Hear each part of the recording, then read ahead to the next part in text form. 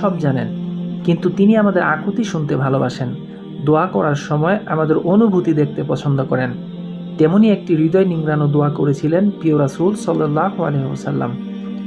আবুল হাসান নাদভী রহমতুল্লাহ আলাইহি বলেন, পৃথিবীতে এমন কোনো দোয়া নেই যা আরশ থেকে রহমত টেনে আনতে পারে এই দোয়াটি ছাড়া। দোয়াটির প্রেক্ষাপট ছিল খুবই মর্মান্তিক ও হৃদয় বিদারক। রাসূল সাল্লাল্লাহু আলাইহি ওয়াসাল্লাম যখন মক্কায় ইসলামের দাওয়াত প্রচার করছিলেন, তখন কাফির ও মুশরিকদের দ্বারা অবর্ণনীয় অত্যাচার আর নির্যাতনের শিকার হয়েছিলেন। অত্যাচারিত, নির্যাতিত, নিপীড়িত নবী মুহাম্মদ সাল্লাল্লাহু আলাইহি ওয়াসাল্লাম ভাবলেন তায়েফে গিয়ে এখন ইসলামের প্রসার ঘটানো দরকার। তিনি ভাবলেন হয়তো তায়েফের লোকজন ইসলাম কবুল করবে। তিনি এক সপ্তাহের বেশি সময় তায়েফে অবস্থান করলেন এবং সেখানকার নেতৃস্থানীয় লোকদের ইসলামের দাওয়াত দিলেন। কিন্তু পরিতাপের বিষয় হলো, তারা তো ইসলাম গ্রহণ করলেনই না, বরং